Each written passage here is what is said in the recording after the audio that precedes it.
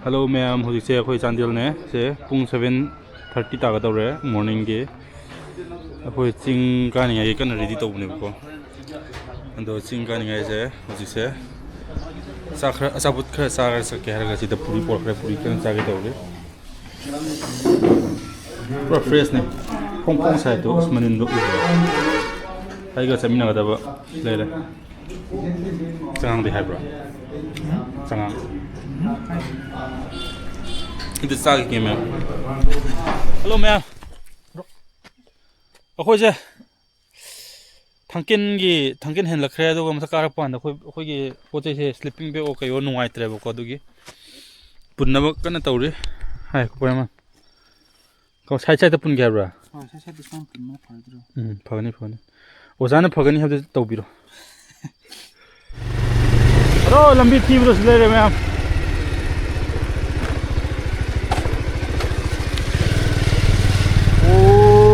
Nungai Ôi can thâu đi Đã tôn đây nắp tàu xuống khăn đấy Đã tôn đây nắp tàu tới thu bộ ngầm đấy Làm gì chim mân mì có Hi sir Good morning Morning. Ôi dê cari yok ya Kita kau friend ni. Doctor Dasal ni awak ni. Dasal di awak ni. Lambi fazaba horakre mayam lambi tu ji biyo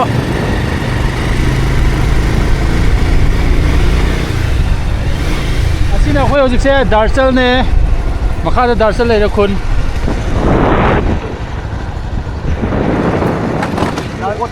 Dasal ni ni tadi. Larong Khulen natro Tôi hiểu đâu hiểu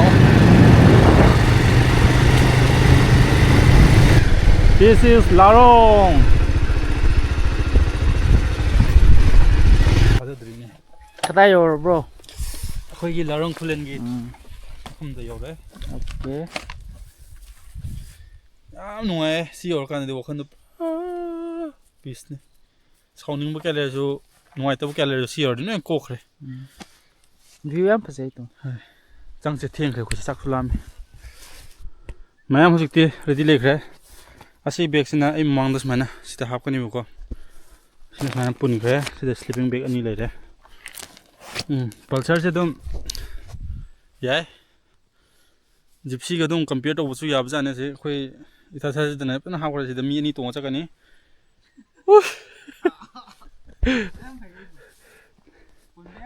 Hon ta ho de khang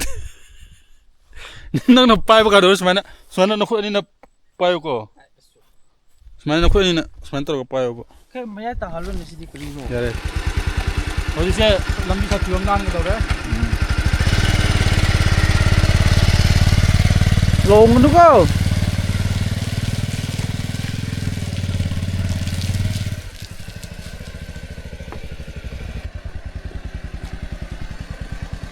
Asmaina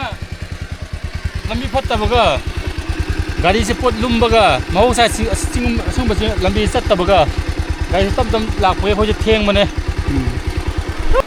mayam khoi se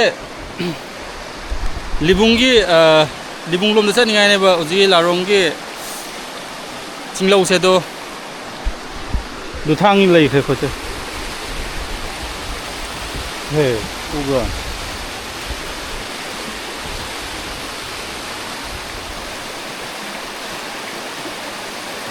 Duthang ne hai smata ke duthang gi khun ne ba ko Nunga chau chau le bi kai dro Nunga chau le bi do Ai di turen le bi do Soma khat Ka sila theng khane ko Asin Hello ma'am Aku se yau khre yau bu se pung kya ta khre Ha Nang yau di na sak thi du ga 12 se Burma ge rong ni ko 11:30 gum mata male do Burma ge di 12:30 ge mata khre ko yor khre si gari mem der me to จะข้ามใครกี่ชัวเดี๋ยวสัตว์นำมาตัวเกยยังว่าเลยตักเสียมลามแม่ลูกช่างเสียมุกสักก่อนอาชีพอควายแม่เสียมุกเกี่ยวบอร์เดอร์บาวน์ดรีสินะมั้งสมัยนั้นข้านไงเนี่ยบ่อันนี้ก็อีข้าบราให้เราก็เดี๋ยวสิสันดังกุมบ้าจังดันไงเนี่ยบ่ก็ใช่อีรวยกุมบ้าก็ช่วยเลยจ้ะสันดังกุมบ้าจังดันไงอาชีพมันจะมาหัวสักว่าเนี่ยยามบ่เนี่ยบ่ก็ที่ตัวว่าแม่เลยตัวว่าข้างบ่แม่แต่นั้นเราก็ปลุยดิบช่างยาวอาชีพเราอนุคิดอ่ะฮะ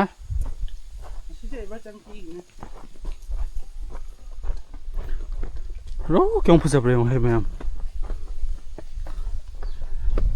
มาสักทีaku nung warak pa kolap ko mayam doon naman kaog rin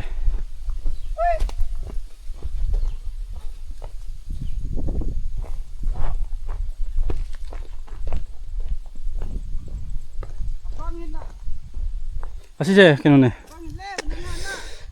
거기 찡기거 와유 샘링 이게 세세 너무 하해도 드네 보세 찡도 타복 수복 간다 누기도 그렇게 다 학생에는 빵은 독봐 누가 릴렉스 보면 농아부터 누구만 해보고 농아면 참 농아에 아시시나 망가네 너 수기 망가서 거기 임도 하고 망가도 어디만 한테 막 석상 만나서 아직 difference 오라네 참 changes 라니고 콤하도 너무 하해 봐 시시 또 어?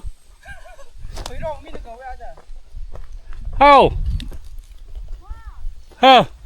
hello 정판 농아리 bro sak lama nih adre as ai khok to di ba le bune na khoi he gyoro paga changphan noi su thengna kare sa kabun tham do ka tira thilen hello kem hawra na chumdi chumme go chingda changphan am he pe ha bang hen na chingda kari char su tum hawe abdu chumme he ha bune hon ko ojo as kada a ma kha to ki kada lo ko ba la kan ni ko lan ka da ka do ba tan le Chala. me a ba hin ki na me tu me lo ka na pi ha le ba ma ha ba ken ya to di yo ya ma le ga ma ma'am क्यों फजब रहे हो तो सिंग लो मैं ऊपर से तंपाक की लो का सिंग की लो से तंपाक तो ले बजे तंपाक की दी प्लेन में ले बिना मुझे सिंग लो तुंगान ले कर दो वो सिंग दी लो सुले तब निना सुमाइना वो खर का जूम कल्टिवेशन जे तो लगा थाइन दी तुम लाग जाने बा असी हंडक असी जूम कल्टिवेशन असी दा हंडक सिंग जे खाए रगा सुमाइना hậu thà cái lâu sẽ next year thì mới lâu rồi đúng không next chahi ani ki matung dadi adum udum hogla kani base chahi ani ohung ki matung dadi u compulsory hogla kani aduna popi gum tha ga da ba imhot pudi khoigi sumaina chinglo uba aduga chinglo sida injang gum tha ba injang duna hoi ti lambi chuna na siam ko lambi chuna phak re ba ko aduna asmaina khoi lambi do pharamina saktiman go chuni changbu yaramne injang go puthoraga khoi gi market macha ana pa market hoi desu potune no supply to ngamba hore bo ji di customer su chingi ya to ngai ha chingi ata min pa mani ko asigi asida khoi na hoji chinglo ubu sida or injang tha ba sida har hapong gani ha bo wakhan khan ba yawi bra ha de chinglo asu kyam gwana khoi na ngai dai lak se ang wana lak ne to ma to na khoi lai se ma asida na kana na har pur lak da bra ba am nungai punsi je ko chingi punsi ha ba ma tungana lai aduga khoi gi tamgi chanabi ha bam su le ko du bu yam khene ani se khoi sida su phau yei ba loi khro ma tung da smaina sida phau tham khre saktiman ju lak hauri ko thai lambi da asin phau yei ni ngai lei bune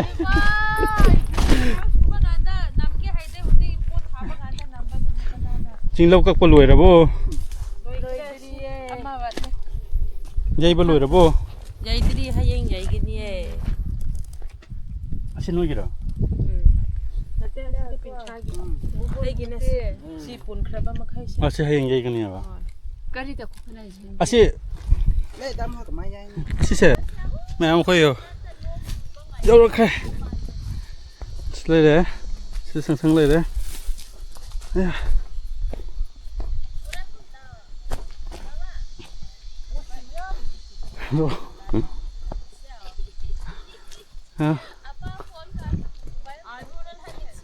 ꯁꯤ ꯄꯥꯟꯅꯦ ꯄꯥꯟ ꯂꯧ ꯂꯧꯕꯁꯨ ꯉꯝꯗ꯭ꯔꯦ ꯍꯛꯆꯥꯡ ꯋꯥꯈ꯭ꯔꯦ ꯍꯥꯏ ꯍꯧꯖꯤꯛ ꯑꯩꯈꯣꯏ ꯆꯥꯛ ꯆꯥꯒꯗꯧꯔꯦ ꯑꯁꯤꯅ ꯁꯤꯡꯖꯨ ꯑꯁꯤꯅ ꯁꯂꯥꯠ ꯁꯤꯡꯖꯨꯅꯦ ꯑꯁꯤꯅ ꯏꯟꯖꯥꯡꯅꯦ ꯆꯤꯡꯒꯤ ꯁꯥ ꯃꯆꯥꯏ ꯑꯁ ꯁꯔꯨ ꯑꯣꯏ ꯂꯩꯔꯝꯃꯦꯅ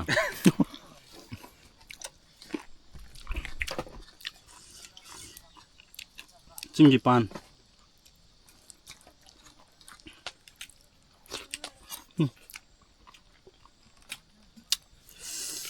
ꯌꯥꯝ ꯍꯥꯎꯋꯦ ꯑꯗꯣ ꯁꯤ ꯑꯩꯈꯣꯏ ꯍꯧꯖꯤꯛ ꯆꯠꯄꯁꯦ ꯐꯧ ꯍꯣꯟꯕ ꯆꯠꯄꯅꯦ ꯑꯁꯤꯗ ꯑꯉꯧꯕ ꯑꯃꯃꯝ ꯄꯥꯏꯕꯁꯦ ꯁꯤꯁꯤꯅ ꯌꯣꯝꯂꯒ ꯄꯨꯔꯛꯅꯤꯉꯥꯏꯅꯦꯕꯀꯣ ꯌꯦꯡꯁꯦ ꯀꯃꯥꯏꯅ ꯌꯣꯝꯕ꯭ꯔꯥ ꯀꯃꯥꯏꯅ ꯄꯨꯔꯛꯄ꯭ꯔꯥ ꯍꯥꯏꯕꯗꯣ ꯑꯁꯨꯃꯥꯏꯅ ꯌꯣꯝꯂꯒ ꯀꯦꯜꯂꯁꯨ ꯑꯁꯤ ꯐꯤ ꯃꯅꯨꯡꯗ ꯇꯥꯅꯤꯡꯉꯥꯏꯒꯤꯀꯣ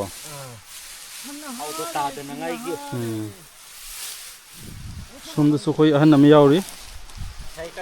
ꯏꯁꯩ ꯀꯟꯅ ꯁꯛꯏ ꯋꯥꯈꯜ ꯌꯥꯝ ꯅꯨꯡꯉꯥꯏ ꯃꯥ ꯌꯥꯎꯕꯒꯤ ꯊꯕꯛ ꯁꯨꯃꯤꯟꯅꯕꯁꯨ ꯌꯥꯝ ꯅꯨꯡꯉꯥꯏ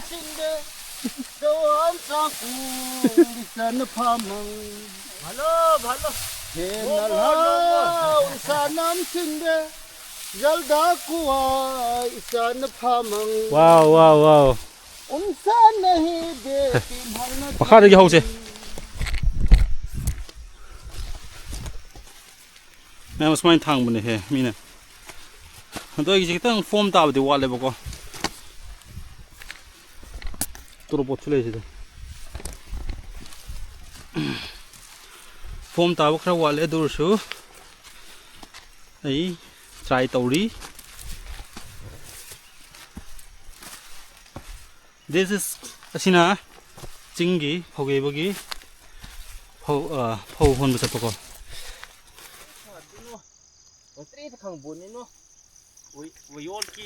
ꯉꯁꯤꯒꯤ ꯑꯣꯏꯅꯗꯤ ꯑꯩꯈꯣꯏꯁꯦ ꯐꯧ ꯍꯣꯟꯕ ꯂꯣꯏꯁꯤꯜꯂꯛꯈ꯭ꯔꯦ ꯂꯣꯏꯈ꯭ꯔꯦ ꯍꯧꯖꯤꯛꯁꯤ ꯅꯨꯡꯗꯥꯡ ꯑꯣꯏꯔꯁꯨ ꯑꯗꯨꯝ ꯑꯩꯈꯣꯏ ꯌꯩꯒꯗꯧꯔꯦ ꯉꯁꯤꯗꯤ ꯌꯩꯕꯒꯤ ꯍꯧꯖꯤꯛ ꯑꯩ ꯌꯩꯒꯦꯁꯦ ꯃꯤꯅ ꯆꯤꯡꯗ ꯂꯧ ꯀꯃꯥꯏꯅ ꯐꯧ ꯀꯃꯥꯏꯅ ꯌꯩꯕ꯭ꯔꯥ ꯍꯥꯏꯕꯗꯣ ꯑꯩꯅ ꯎꯠꯀꯦ ꯁꯨꯃꯥꯏꯅ ꯈꯔ ꯍꯥꯟꯅ ꯌꯩꯒꯅꯤꯕꯀꯣ ꯍꯥꯟꯅ ꯑꯁꯤ ꯃꯤ ꯃꯔꯤ ꯃꯔꯤ ꯄꯥꯏꯕꯅꯤꯅꯦ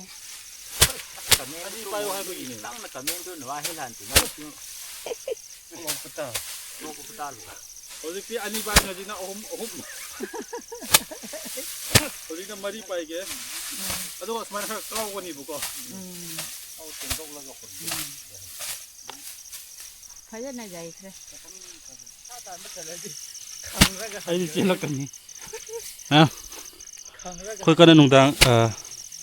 ꯏꯚꯤꯅꯤꯡ ꯍꯧꯖꯤꯛ ꯄꯨꯡ 5 ꯇꯥꯔꯛꯈ꯭ꯔꯦ ꯑꯗꯨꯝ ꯌꯩꯔꯤ ꯑꯁꯤ ꯌꯩꯔꯤꯕ ꯀꯥꯟꯗ ꯑꯥꯗ ꯁꯖꯤ ꯃꯈꯣꯟ ꯈꯣꯡꯂꯛꯄꯅꯤ ꯇꯣ ꯇꯥꯕ꯭ꯔꯥ ꯁꯖꯤ ꯃꯈꯣꯟ ꯑꯗꯣ ꯇꯣ ꯍꯨꯏ ꯈꯣꯡꯕꯗꯣ ꯋꯥꯎ ꯋꯥꯎ ꯍꯥꯏꯗ꯭ꯔꯥ ꯈꯣꯡꯕꯗꯣ ꯁꯖꯤꯅꯦꯕ ꯋꯥꯎ ꯍꯥꯏꯌꯦꯕ ꯃꯣꯏꯗꯣ ꯃꯌꯥꯝ ꯉꯁꯤꯒꯤꯗꯤ ꯑꯁꯨꯝꯅ ꯂꯣꯏꯈ꯭ꯔꯦ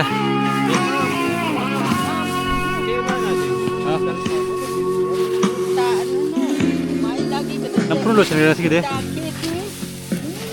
ꯍꯌꯦꯡ ꯑꯁꯤꯗ ꯈꯥꯎꯅꯤꯡꯉꯥꯏ ꯂꯩꯌꯦꯕꯀꯣ ꯑꯗꯨ ꯈꯥꯎꯔꯒ ꯀꯛꯂꯒ ꯍꯌꯦꯡ ꯇꯧꯒꯅꯤ ꯁꯤꯅ ꯍꯌꯦꯡ ꯍꯨꯝꯒꯅꯤ ꯍꯧꯖꯤꯛꯇꯤ ꯏꯔꯨ ꯂꯨꯒꯦꯔꯥ ꯂꯨꯔꯣꯏꯒꯦꯔꯥ ꯈꯪꯗꯦ ꯍꯨꯃꯥꯡꯁꯤ ꯌꯥꯝ ꯇꯥꯈ꯭ꯔꯦ ꯃꯌꯥꯝ ꯍꯧꯖꯤꯛꯇꯤ ꯑꯩꯈꯣꯏ ꯆꯥꯛ ꯆꯥꯒꯗꯧꯔꯦ ꯃꯤ ꯆꯥꯛ ꯆꯥꯅꯕꯁꯨ ꯍꯧꯈ꯭ꯔꯦꯕꯀꯣ ꯑꯗꯣ ꯑꯩꯈꯣꯏꯁꯦ ꯑꯩꯈꯣꯏ ꯉꯁꯤꯒꯤ ꯀꯨꯛꯁꯤꯗ ꯀꯔꯤ ꯀꯔꯤꯔ ꯃꯥꯅ ꯊꯣꯡꯕꯁꯦ ꯍꯪꯁꯦꯕꯀꯣ ꯍꯥꯏ ꯑꯅꯨꯇꯣ ngasi akhoi meyam da pizza gani ha thong buji kari kari ra Yan sang na Hawaii manggan ko. sitlai da hawai manggan Hawaii manggan thonge. duga Singju na salmon ga samon ga chana ga sana ga mix tau. yam hawgani khoi chu kanna saksa ba hawnare mi umom di ching da ka khre tu mem khoi saksa gi ge saksa gi na te si singju se amro sa gi sigi sa singju se